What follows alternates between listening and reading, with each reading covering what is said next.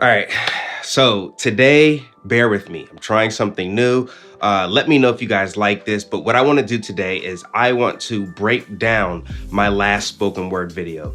Basically give you the motivation behind the video, explain certain lines, and just kind of go through it and give my overall thoughts on how I came up with the idea and the purpose behind it. So hopefully it doesn't suck.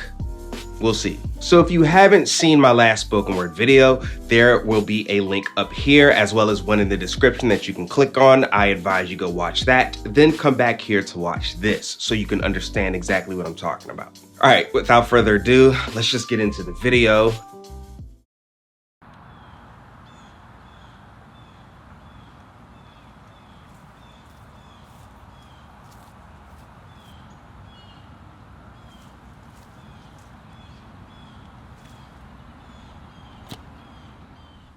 So the idea that I wanted to do for this video is basically I wanted this flag to be behind me. It was supposed to be waving and I was supposed to perform in front of the flag. However, on the day that I recorded, the wind was blowing perfectly, and then as soon as I went outside to record the video, it stopped. So I tried to make it work, but it just looked weird, so I didn't end up using it. Also, flags are expensive. I didn't know flags cost as much as they did. Here in America, we've been divided. I was asked what side I'm on, and I replied with silence. Everyone seems to be picking a side to side with, while several of us are severing ties with several of those that we don't see eye to eye with. And I wish we would just listen to each other just a little more. Because it seems to me that we are just a little ill-informed. So, true story, someone literally asked me, hey man, like what side are you on? Which is like a weird question. I don't pick sides, I'm not 5 years old, and it really bothered me because not only that, but you know, I've seen a lot of people saying, if you support this person, if you believe in this idea, if you think this or if you think that, delete me or let me know so I can delete you. And I just think that's just not a good way to go, because I just think it's good to hear people out and have people that think differently, even if it's in opposition of you, to just have a different understanding and different perspectives about different things. And at the end of that whole section, when I say I feel that we're ill-informed, I was referring to ill-informed about what people think, or rather what's behind what people think, basically the motivation for why they think things. Like you hear people say, well, you know, those people do this because of this, and really it's because they haven't taken the time to have an actual conversation with a person who thinks that way, or at least not enough people, if that makes sense. So just my opinion. Our perspectives are based on social media debates or what the media states, as we frequently escape to these echo chambers where we're comfortable. But those echoes, dangerous, and that comfort's bull. They keep us from taking the time to understand those who think differently. And what's not understood is there's no understanding without empathy. They give us permission to label others instantly, taking their character and giving it the old John F. Kennedy.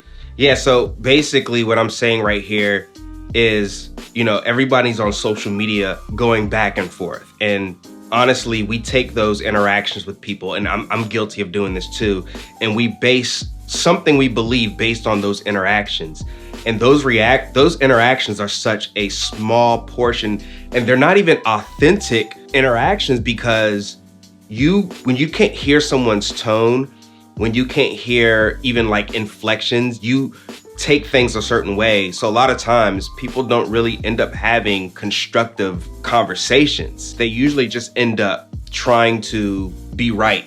And when you're just trying to be right, you're not listening to other people. When you're not listening to other people, you don't have an understanding of other people. When you don't have an understanding of other people, you can't have empathy.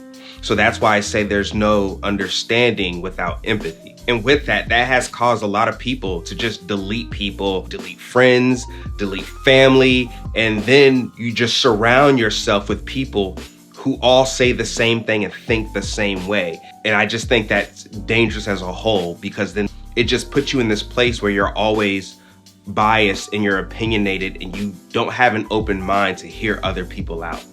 Just, again, just my opinion.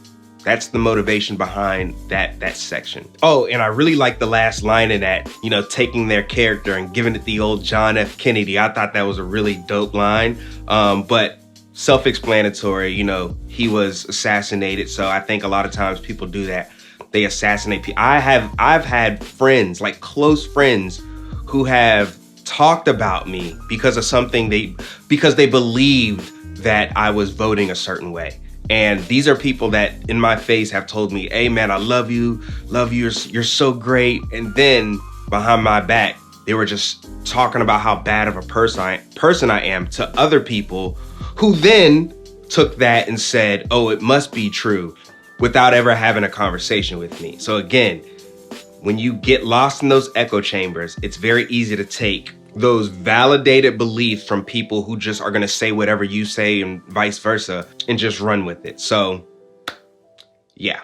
We berated each other, hated each other for our political choices. Some have wanted to be heard so bad that they moved to silence other voices.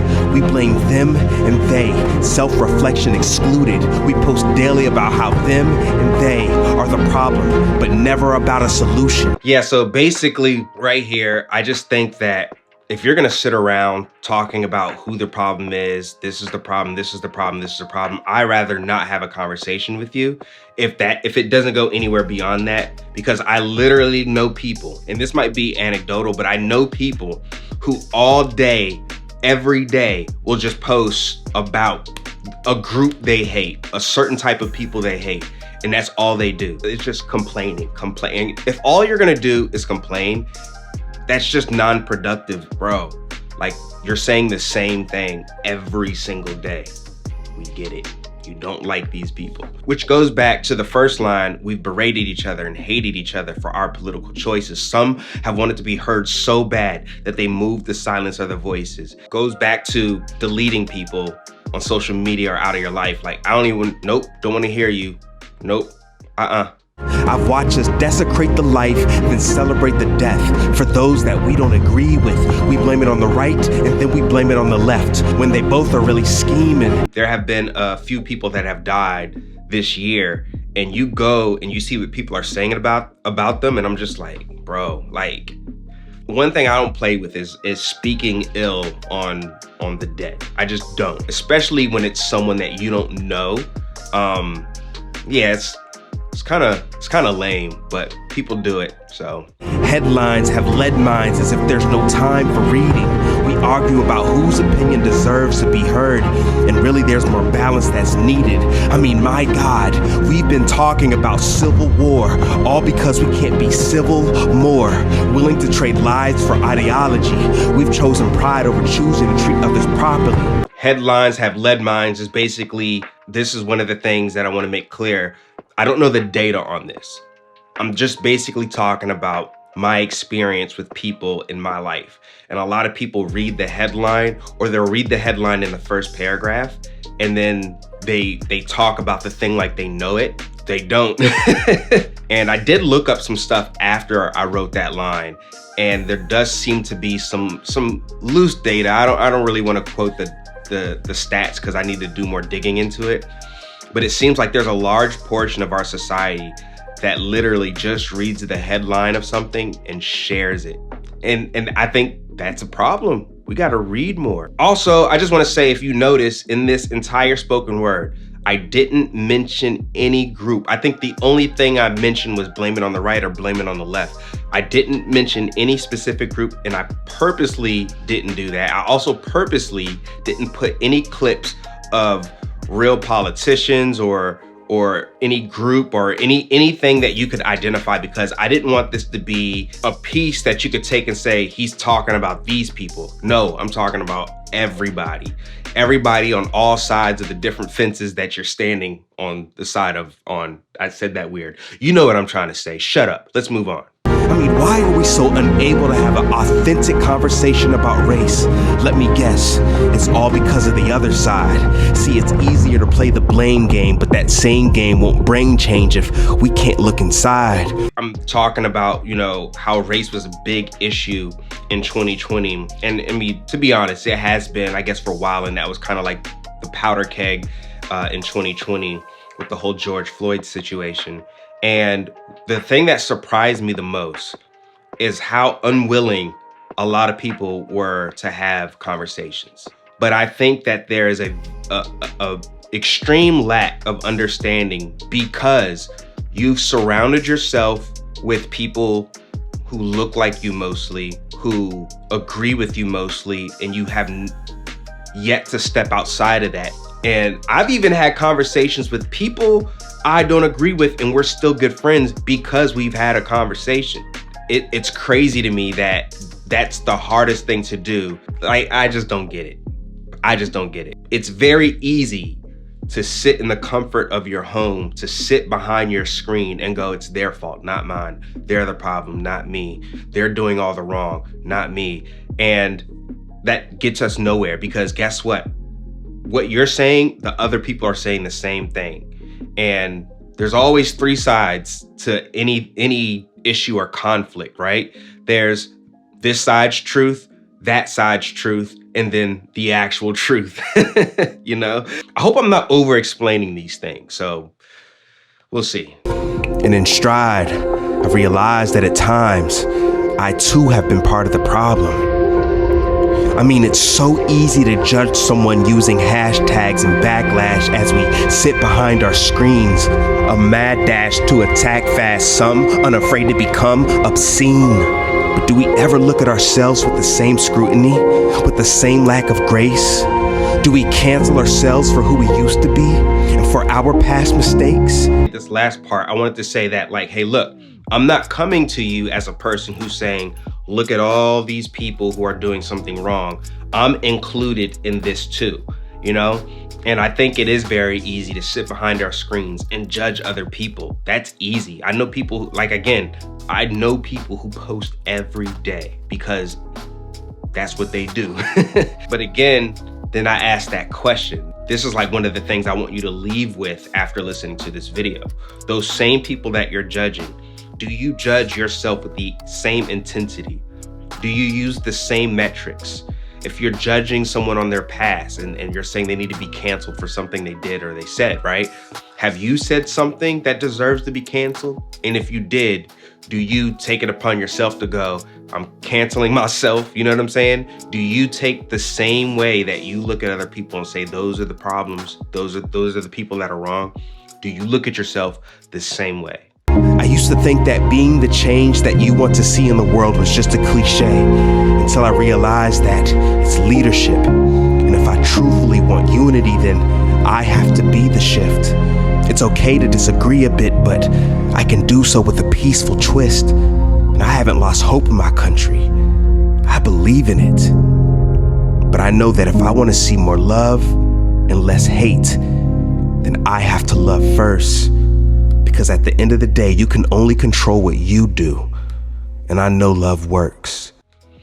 So basically, that whole last part is kind of the purpose behind the video.